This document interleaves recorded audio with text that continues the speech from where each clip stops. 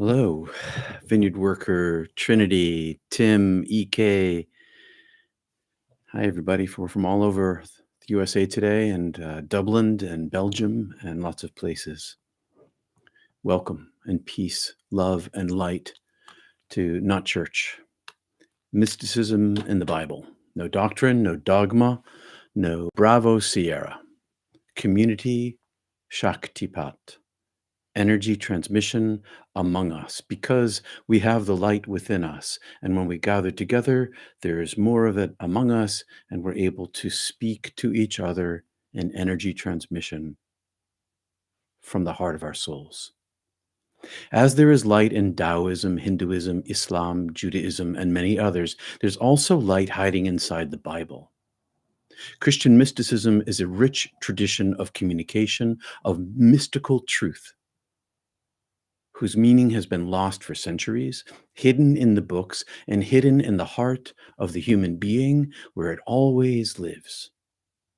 Being, isness, the now, the timelessness, the singleness, this and all of it and more are found in the mystical literature, no matter the cultural context, including Christianity. In the months to come, in the week to come, we're going to finish our exploration of the myths of creation. And in the months to come, we're going to explore the sayings of Jesus, but also the Gospel of Mary, Thomas, and Philip. The light speaks for itself, for themselves. This week, we near the end of our creation mythology series, part 9, and we're going to be looking at the creation myth number 5, or in this case, a recreation myth. Today, the 2 Noah creation myths, Mythical Extinction-level Event. Surprisingly, WTF, there are 2 Noah stories about Noah in Genesis, not one story. There are 2 stories. And unlike the way we coagulate the 4 Gospels into a single story, which is not true, they're 4 separate stories. In Genesis, the second Noah story is conveniently forgotten. It's not compressed into one story. It's inserted in the middle of the one larger story. But first, before we get there, let's center into the net light, the light of net that connects us around the world, no matter where we are, like an optical light spider's web that we connect to each other, that originates inside this illusion itself and the love that lives inside all things, that Christ consciousness, that love that pervades all things, that panentheistic light that pervades everything, everywhere, always, who is, as they say in Buddhism or somewhere over there, whose center is everywhere and whose circumference is nowhere. The circle. Center everywhere, circumference nowhere. In this thin space inside our hearts, this is what the aim of the single-mindedness, the single-heartedness is to open that space up. And when we do this together, we energize each other. And in this place inside ourselves, we can see the light. This is not theoretical. It's not made up. I don't think this. We experience this. And we call it the light, but it's this transmission we feel coming into us, infilling us, and shared among us. So let's take a moment here to bind ourselves together in this light net. And as we chant 3 ohms aloud with a belly full and a lung full, and then we vibrate our hearts. Om, lowest note, middle note, right in the middle of the larynx right there, and then drive that higher note right through your jaw up to your third eye and focus in there. And then, as Rumi told us, silence in our hearts, riding our breath between your third eye and the belly for beginners. And for you more advanced students, try running right down your spine to your root today during your centering prayer practice and back up to your third eye. So if you're joining us today, 3 ohms, and then we take time for our centering prayer practice to join us ourselves together. All right? Okay.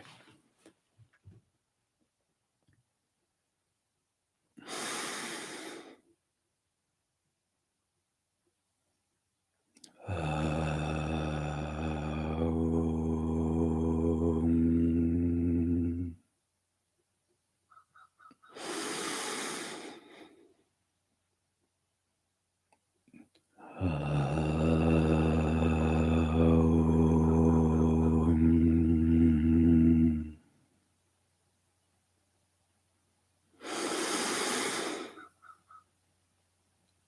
um,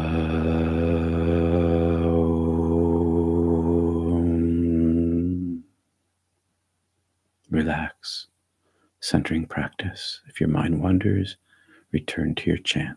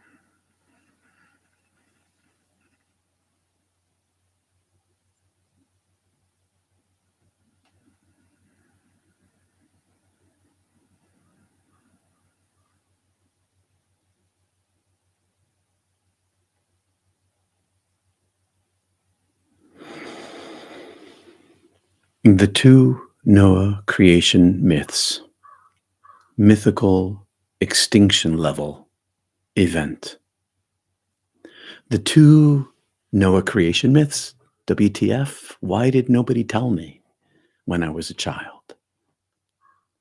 We'll get to the two myths momentarily, but first, I can't resist first injecting some controversial science here by reading from a paper published by the Woods Hole Oceanographic Institute of Massachusetts, United States, about Dear Noah, titled Noah's Not So Big Flood. You can find the link in the description. A long time ago, whether your time frame is biblical or geological, the Black Sea was a large freshwater black lake. It was cut off from the Mediterranean Sea by a high piece of land that dammed the entry of the salty seawater through the narrow connecting Bosphorus Valley. When Earth's last ice age waned, water frozen into vast ice sheets melted and returned to the ocean, elevating sea levels. Sound familiar? About 9,400 years ago, the Mediterranean waters rose above the dam, reconnecting the two seas. They surged over the now submerged Bosphorus with a force of 200 Niagara Falls in New York, United States. According to the controversial theory proposed in 1997 by Columbia University marine geologists Bill Ryan and Walter Pittman. The resulting deluge, they speculated, could have wiped out extinction level for this valley, could have wiped out early human settlements around the lake's perimeter and inspired the Noah Ark story of the Bible and the Sumerian epic of Gilgamesh, which predates the Noah stories, and catastrophic flood myths, among other people. If you want to know about Gilgamesh, take a look below to the link. It's a Wikipedia link. It'll give you a quick explanation of what is in that myth, and you can compare it in your head to what is in the Noah myth. and see a link. By no means was this a flood of all the world. By no means did every animal in all the world, except the dinosaurs, because they were too big, get onto the ark. I mean, maybe this is possible, that this, what they describe in this paper, is true. That when the floods came after the ice sheets melted and filled into the Mediterranean, and then it filled into the Black Sea, and this flood came. And by the time the Black Sea, Black Lake, was flooded, there were people living there. And there was a deluge and a wipeout. It's plausible. It could have happened. We don't know for sure. It's hypothesis, but it seems logical. You all know where the Black Sea is, even if you never knew where the Black Sea was before, even if it never was on your radar, because you know now that on the north side of the Black Sea is Ukraine and Crimea. Everyone in Noah's day, back to the myth, everyone in Noah's day was bad. That's what the myth tells us. Everyone had to die. It wasn't the end of the world. It was just the end of those human beings and those societies. And for some reason, they blamed God. They blamed themselves. Noah blamed themselves. The people were bad, but it was God who did this thing. And isn't that exactly what we hear from religion today? When nature catastrophically wipes out somewhere, oh, those people must have been bad, says some American evangelical preachers on television. It must be their fault, and God is judging them. And that's just bravo, Sierra. It wasn't the end of the world when the flood came to the Black Lake. The world itself survived. Remember that. The world, Earth itself survived. The world is bigger. Gaia is bigger than us. This Earth on which we live is billions of years old. The Earth will survive humanity. It predates us. It's not the end of the world. No apocalypse is, until such a time where either some very large object smashes into Earth and destroys it, or like in Hitchhiker's Guide to the Galaxy, the Federation of Interplanetary Planets decide to put a highway through us. Or more likely, the sun supernovas and consumes the Earth, and then it all returns back into, recycled into, well, in this case, maybe a black hole for all we know. The Earth was here millions, billions of years before humanity evolved. No flood, no nuclear winter, no climate change is going to change that. Humanity evolved. Humanity evolved, and this is the story in the myth now. So Adam and Eve, and they had children, and the children got married to whom? How did that work? If they were the only ones, how could they? Those are the things we skip over in Christianity because they're inconvenient to us. Right there in the text, the sons of Adam and Eve take wives. From where?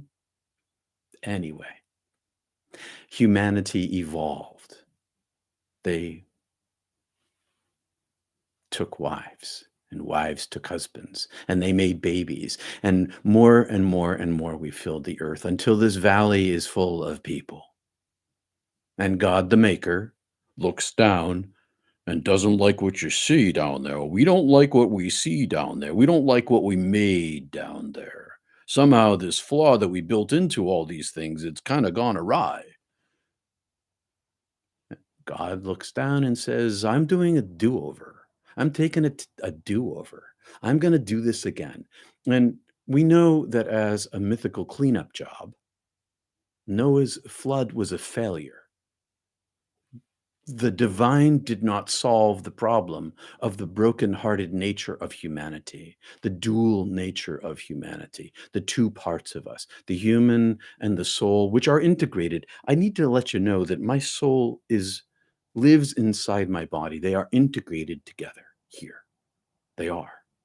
But somehow this integration has more humanity in it than divinity here by nature. And so this myth of Noah tries to destroy all humanity because the human nature didn't live up to the divine nature. And as a changeover, it's a failure because we just became the same as we were before the myth. Human beings have these two aspects to ourselves, not mutually exclusive. And this one that I'm wearing here, I leave it behind anyway. It's not my true self. But while I'm here, we have these two natures, the physical and the heavenly, and mostly in humanity, the earthly takes dominance. This heavenly part of ourselves, this everlasting consciousness of your soul, is currently incarnated here, right here. So the divine wet down all the people, and the whole basin drowns, and everyone in it drowns, and all the plants drown. And the only ones who don't drown are the fish, except for freshwater fish don't live in salt water, so lots of them die too. And as far as Noah knew, his family was the only family left. So he packed up grapevines before he went because he likes grapes. He wanted grapes, and so he wanted wine. So he plants these, and he waits years. And then when he gets his first batch, he stomps them, ages them, drinks them, because maybe he's depressed and despair of all the destruction that happened. Maybe, I don't know. And passed out naked. And it was his sons that found his naked tuchus. And from that moment on, everything is ruined. And from then on, just as before the flood, down through the centuries, as evidenced again and again of humanity's egocentrism, selfishness, which is the opposite of our spirituality. It's the self ego telling you that you matter more than your neighbor does, that you matter more than the divine does, that you're the center of the universe. And down to the ages, human beings, we create needless suffering of innocence and even genocide. And we see that nothing in humanity has really changed since before the Noah story. Noah's flood didn't work, not as a myth and not in history. It didn't fix what was broken. Only light can do that. Only the light inside us can do that. Only our connecting to the light inside us. No politics, no culture, no knowledge. Nothing can fix this in our relationship to each other and our caring and our love for each other, except for the light itself. This thing that channels into you and through you into the world right where you are. The fix is not going to come from our heads. It's not going to come from the outside. It's not going to be a political party. It's not going to be economics. It's not even going to be science. It's only going to be the light. The big fix, capital B, capital F, comes from those of us who are born again, who have been transformed by the indwelling of the light.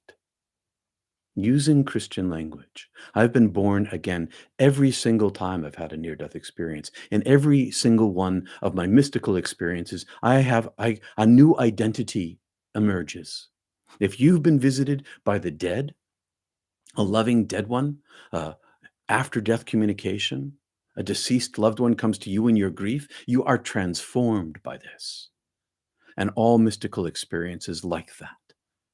And that's being born again. You are transformed by the presence of the light increasing inside of you. This truth of who you already are becomes more manifest in this physical self.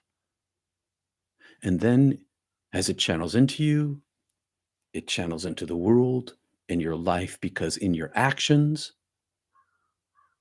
and in your thinking, you move through the lens of light. Moving through the lens of light. And we have this rainbow that comes out of us. You could think about the chakras as a rainbow coming out of you. We have the light inside us.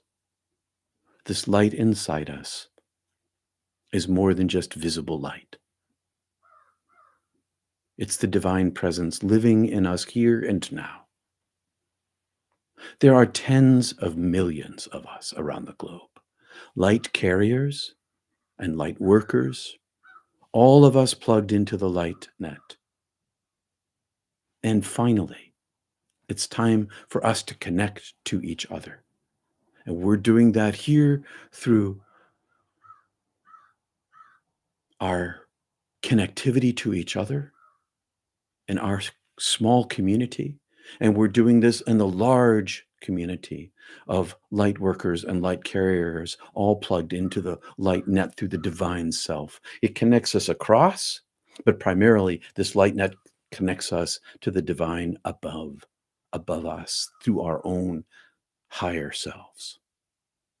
And here we are finally connecting to each other and shining together. Tens of millions of near-death experiencers and mystics of all types. You know the truth I'm saying because you feel the transmission itself. The energy transmission speaks for itself.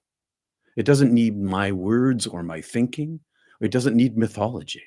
It only needs itself. And that self is inside of you. And it's not me. It's us. And it's greater than us. It's the universal living light, capital U, capital L, capital L. The universal living light that exists inside of all of us and pantheistically inside of everything, everywhere, always. Eternally, everlastingly in the history of the universe. And in the divine self, of course. The Noah story has, and here it is, the Noah story has a glaring contradiction. In chapter 6, all the animals come aboard by pairs. Twosies, twosies, twosies, as the story song goes, that you may have learned as in your childhood. Sing it if you can. But in chapter 7, it says the Lord God, you must take with you 7 pairs of every kind of clean animal, the male and its mate, 2 of every kind of unclean animal, the male and its mate, and also 7 pairs of every kind of bird in the sky, male and female, to preserve their offspring on the face of the earth. This is a blunt contradiction that is ignored. It's just they pretend it's not there. It's right there in the beginning. Everybody comes aboard by 2, the unclean and the clean, everybody gets 2, but in this chapter, that's not true. It's 7 pairs of all the clean, 7 pairs of all the clean, and 2 pairs of all the unclean. Come on. If this is literally true, here's a question, literalists. Was it 2 by 2 for all of them, as one version says, or did the clean animals and birds get privileged to come in by 7 by 7s? Both numbers can't be true. Can they? Want to answer in the comments if you want? The Noah creation myth is really a restart creation story.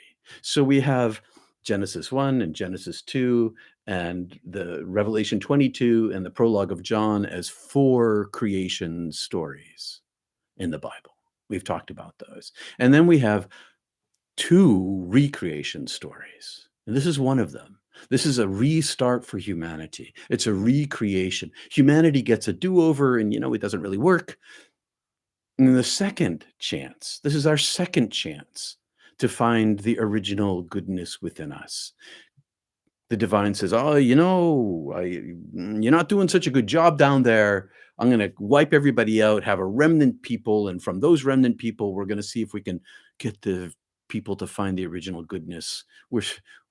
Well, we have found it. It's right there inside of us. And you know it when you feel it. So have you sipped from that cup of goodness? Do you feel the buzz? Back to the myth, you had a little wine. Do you feel the buzz of the goodness inside you? Have you sipped from that sacramental cup? That thing that's right here, right there, always? So let me ask this other question. Tell me in the comments. How do you think humanity did in its do-over? What do you think? In Noah's day, ego and selfishness dominated. Only one mythological man had the heart aligned to purity and aimed at heaven, according to the myth. Nowadays, many of us have our hearts aligning to the light, millions of us. And many of us are awakened. Pursue your awakenedness with a single-mindedness. Aim your heart at the divine, and your body will be filled with light. And now humanity fills the whole world with all of our tribes. We have filled the world, says Genesis. Fill the world, and we did.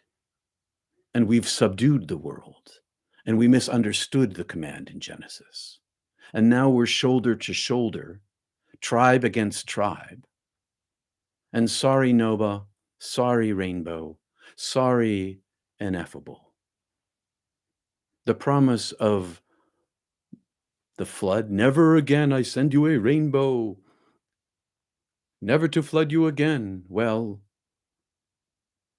2 words: climate change, melting polar caps, melting Greenland, floods, droughts, food insecurity, cataclysm in nationhoods, cataclysms in nations. Need I say more? Against this is us, children of the light, one planet, one people, one light for all of us. We are the hope. Not one of us, but all of us.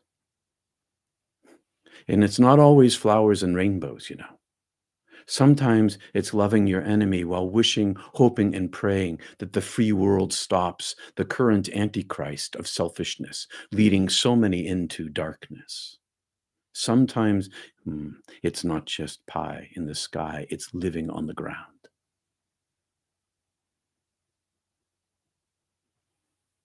Spend some time in your life deepening your connection inside yourself to the divine light within. And let's together channel heaven here now and create for ourselves a new earth, not a new planet, not new dirt, not new water, but a new earth for humanity, shared in light and love together. We have a chance in this century to do that. So let's spend some time cleansing and in renewal and in reunion moments in our life to cycle back out of the world into the divine self and then refresh ourselves in the crystal river of goodness and then give water to the world.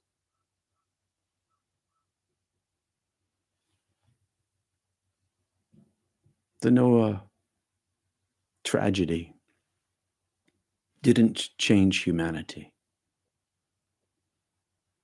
And what was extrapolated to mean the whole earth really only happened in one location.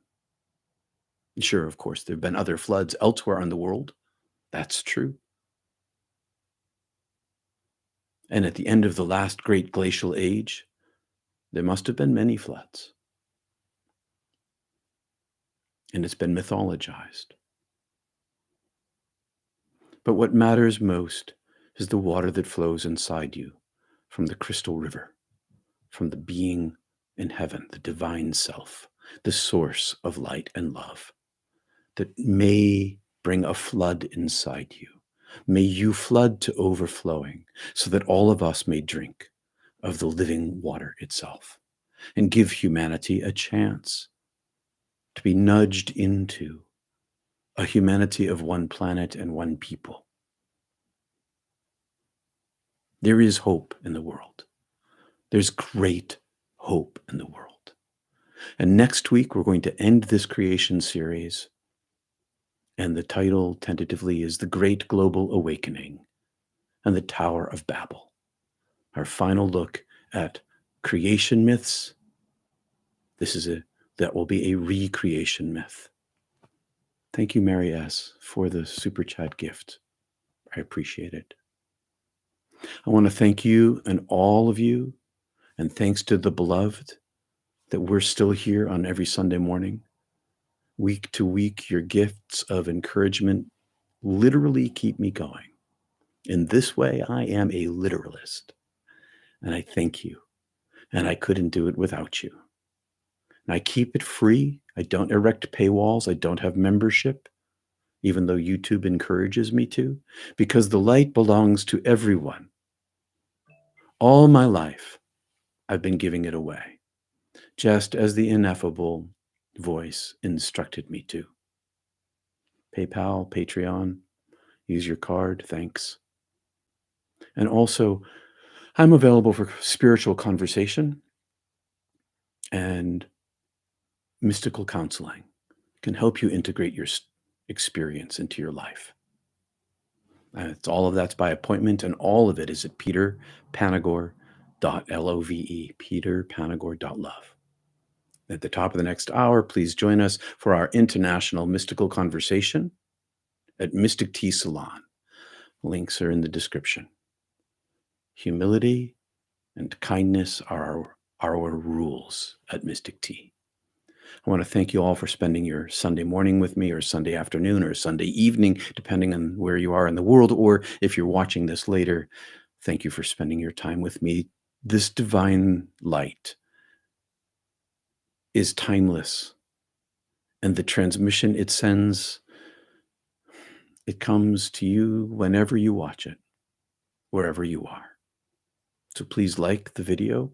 Please like this YouTube this morning and subscribe. Thanks. Now I'm going to go to the chat, see what's going on over there. See what time it is here. Okie doke. Move my microphone a little. And I'll take a look here and see what I see. If you have any questions, pop them in. When I listen to you, I nod, and sometimes I pause, and then I nod, and I never shake my head. Thank you, said Susan. Thanks. That's good to hear. Thank you. You're welcome, everybody. Lots of people are saying thank you. Tiffany and Kim and Quiet Energy and Susan and Michael and Tim. Love this weekly get-together. Me too, Tim. Carmen.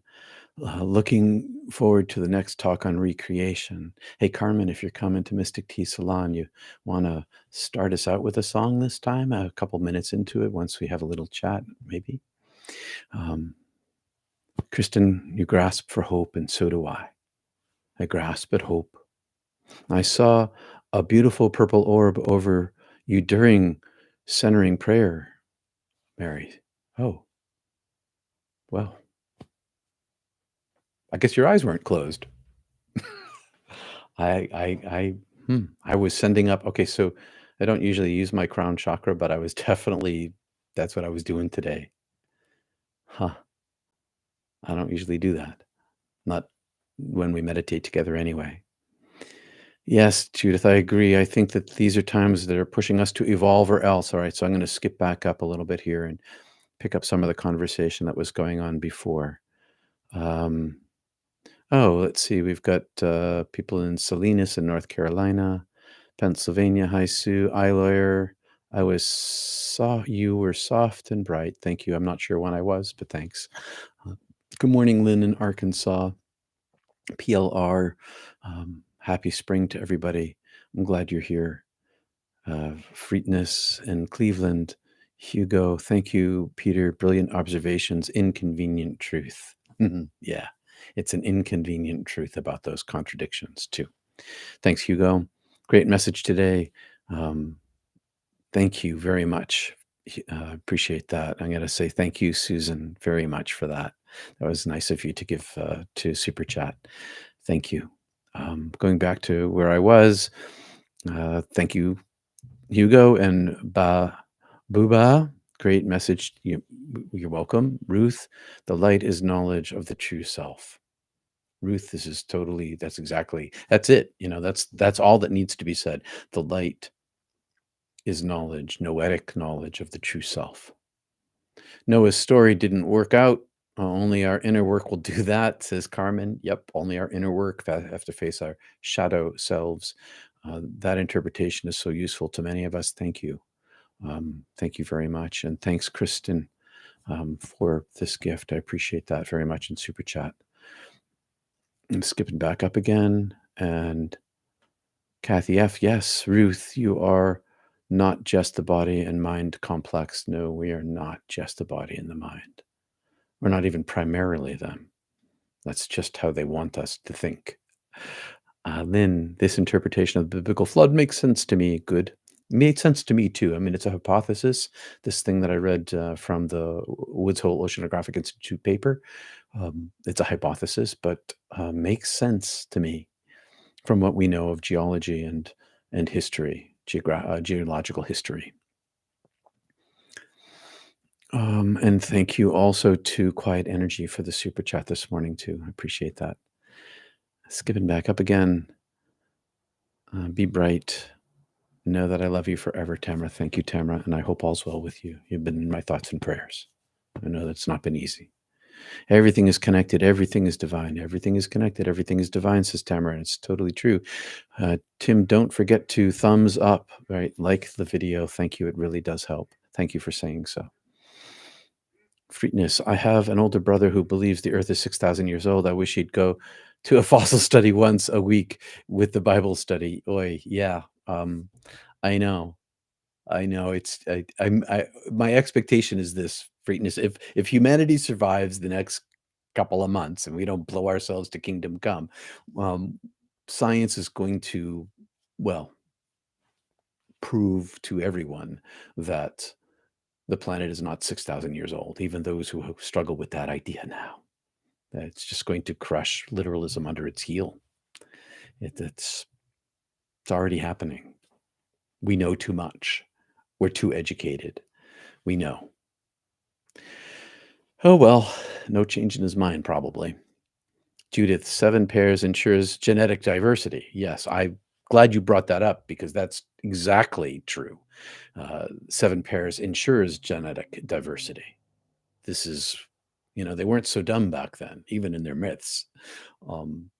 This is totally true. I think humanity is evolving over time. We've externalized, I think, a lot of our evolution through technology, but we have evolved over time. Apparently, there's some new vein in some humans' arms that wasn't there before. I can't give you the details, but I've been reading articles about it. Science News. It's a new thing in our arm. So our arms are evolving, which is kind of crazy, but totally, totally true. Let's see, we were evolving all the time. I skipped down there for a second, and there we go. Brilliant observation about the contradiction. Thanks, Hugo, especially how a lot of people who always seem to scream Bible verses. Yeah, it's a really good one to point out to people when they're being literal. So which is it, 7 or 2? And it's in Genesis, between Genesis 6 and 9, those chapters where the Noah story is. And I think it's in Genesis 7. I think it's in Genesis 7, which is where the 7 pairs appear. Isn't that interesting? That makes it easier to remember. Humanity is definitely going through a spiritual evolution, says Judith. Yes, we are. It's about time.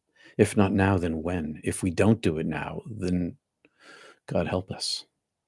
People will continue to live in the dual world and the resulting karma that we create. God is the keeper of the laws and the records, and we will reap what we sow, says Ruth. We do reap what we sow, but in death there is love beyond imagination. But humanity has been reaping what it sows. That's what climate change is. That is the quintessential reap what you sow. We're getting what we put in. What you put in is what you get out. Each one of us matters, says Kathy. We do. Also, magnetic polar flip, Rowan. Yeah, that's happened too, and the magnetic pole is slipping down. My compass doesn't point to where it used to when I was a kid. It points some degrees off. Magnetic north is slipped. Yeah, polar cap magnetic shifts are real, and ours is shifting. Love channel heaven here now. That's what we're trying to do, Suzanne. Yes, Judith and Kathy, I agree. I think that these times are pushing us to evolve or else. Yes, we are. And this connectivity, this thing that science has wrought among us, the near-death experience phenomenon, it's pushing spirituality forward so that all the rest of us who may not have been or may not be near-death experiencers, I wasn't before I had one, and I was still a mystic, but all of us are having an opportunity now to speak out about this divine presence that lives among us and within us. Let's see. I read a bunch of those. Thirsty, believe me, rivers of living water will flow from within you, says Sue. Lead to read this before you were led to read this before you came in today. The thirsty, believe me, rivers of living water will flow from within you. You were led to that this morning before you came, and here it is again. That's the way the divine works. Synchronicities, love the connection. A do-over is needed for me regularly. I always get do-overs. If I didn't get do-overs, I've failed more times than I've succeeded. That is for sure. Good morning, Charles in South Carolina. You get purple when your eyes are closed. So maybe look up Yogananda's third eye vision.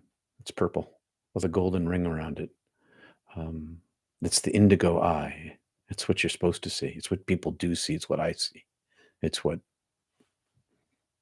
you see when your eye opens. Just don't grasp it. Just look at it. Let it be.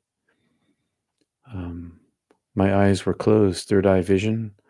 Your eyes were closed. Yeah, third eye vision. But maybe it was also inside of you. You are seeing the light inside yourself too. Lily Beach, good morning. Just 1:30 a.m. where you are. Well, I hope you get to watch it later, but you must be in Australia. Tubular, says Casey, hang 10. Nobody tubes like Peter. That's very funny. Totally tubular. Oh, that's very funny. Thank you very much. That's very funny. Let's see, what else do we have going on over here? It's very funny, Casey. I'm very pessimistic about climate change, and I wonder where or how you're finding hope. It's EK. I'm not finding any hope in climate change. I am finding hope in the divine light. Oh no, cataclysm's coming.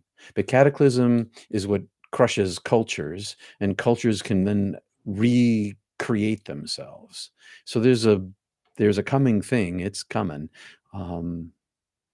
But we have this light inside us for the first time in the history of the world where near-death experience destroys divisions.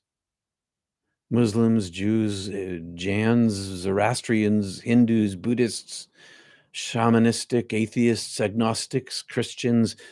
Near-death experience opens the divine light within us, and it shows us that even if we maintain our languages, Christian for me, or even some people maintain their belief system, even that the light and the love are the rules of the divine.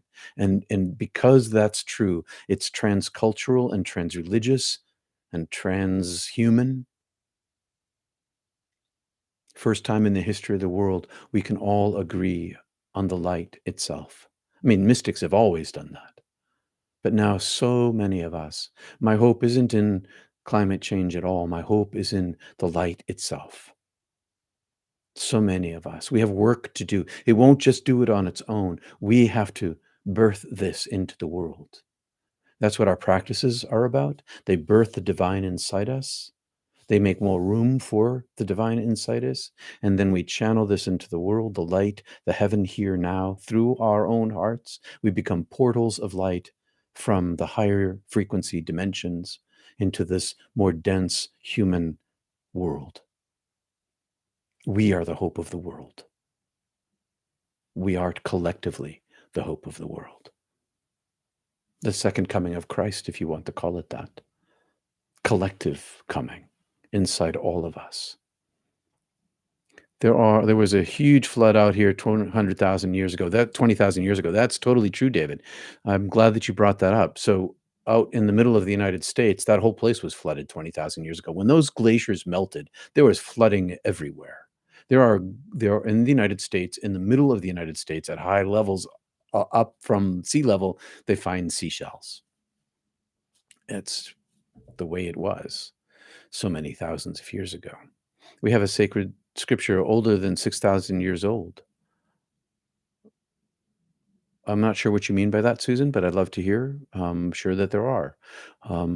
Huge flood, says David. Science is trending toward giving a plausible basis for more of the mystical stuff, though not the mystical stuff, but folks cling to the familiar in unsettling times. Yes, so the science and mysticism have often intersected. Science is showing that some of the mythological things, like the flood, are true and not true at the same time. As David pointed out, floods in the middle of the United States, floods in the Black Sea Basin, I guess I can call it. So we're getting more knowledge and more information. Dinosaurs are real. The planet's really old. Humanity evolved. Evolution is real. But science hasn't quite grasped the fullness of the divine experience inside of us. That's what mysticism actually is. It's the divine experience inside of us. That happens in here.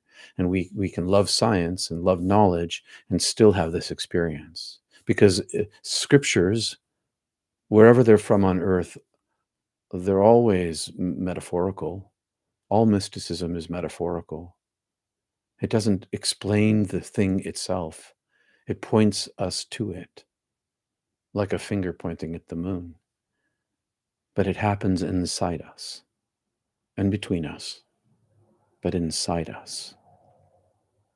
And maybe someday science will build a machine that will see the aura, the subtle body, this energy that is ourselves. Why am I wiping my hand over the outside of myself? Because this is where I live. The size of myself is much bigger than my body. And maybe science one day will be able to see that. I hope. Peter, do you believe there is fake spirituality out there to deceive, or does it all serve a purpose? Oh, there's definitely fake spirituality out there. If it's deceiving, then what it's trying to do is be selfish. It's always about the selfish ego. Does it serve a purpose?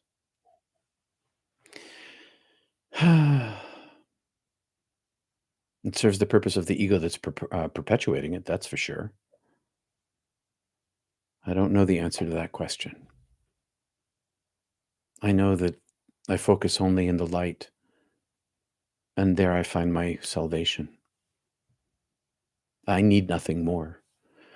And I wish I could answer that question. Does it serve a purpose? Ultimately, it doesn't really matter, because ultimately, the divine love is greater than all of the deception. Because the divine love, maybe not in this world, but definitely in the next, supersedes all. Mercy, forgiveness, love, is far greater than any human brokenness. The divine fire of purgative love. We talked about that recently. Lila Beach, who's finding that you can see toxic people parading as friends, but the energy wants to go higher and not settle for disrespect and abuse? I count myself among those, for sure. The more you see yourself clearly, the more you clearly see. And you don't need to keep people in your life who abuse you. You can love them, but if they're toxic to you, you don't need to keep them. If they're dangerous to you, you don't need to keep them. But I count myself among those. In Christ I die daily, said Ruth. When you die, before you die, then if you die before you die, then when you die, you will not die, says the monastery door jam over there in Mount Athos. Die daily in Christ. What does it mean if you see green? Don't know. You're seeing green. Not sure. Maybe you're looking in your green emitting aura. Chakra, maybe. I'm not sure. We need not fear. That is the gospel. Yeah, well, the end of fear is in the beginning of hope, and the hope comes from the divine light. So it's not a rejection of fear, and it's an acceptance of love. You don't need to reject fear. You just need to accept love. And when we accept love, fear dissipates of its own, because the light is more powerful than fear itself. Have you seen or listened to the Christ letters? I don't think I'm familiar with that, Logan.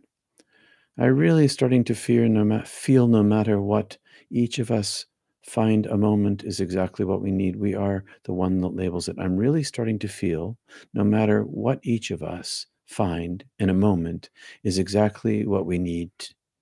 We are the one that labels it, Marnie.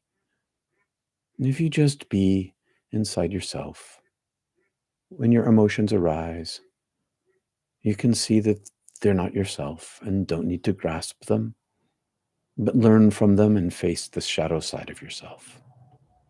You're welcome, Lily Beach. Bless you too. I'm going to close off now. Thanks for coming here this morning. Peace be with all of you. I'll see you in a few minutes over at Mystic TEA Salon. I'll turn the link on pretty fast. Like and subscribe. Tell your friends. Next week, it's the Tower of Babel and the near-death experience phenomenon. Peace to all of you, and enjoy this International Day of Happiness and the first day of spring. Peace to you, Kristen, everybody. See you soon.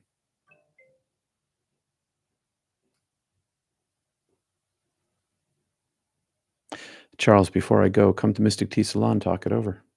Peace and love, everybody.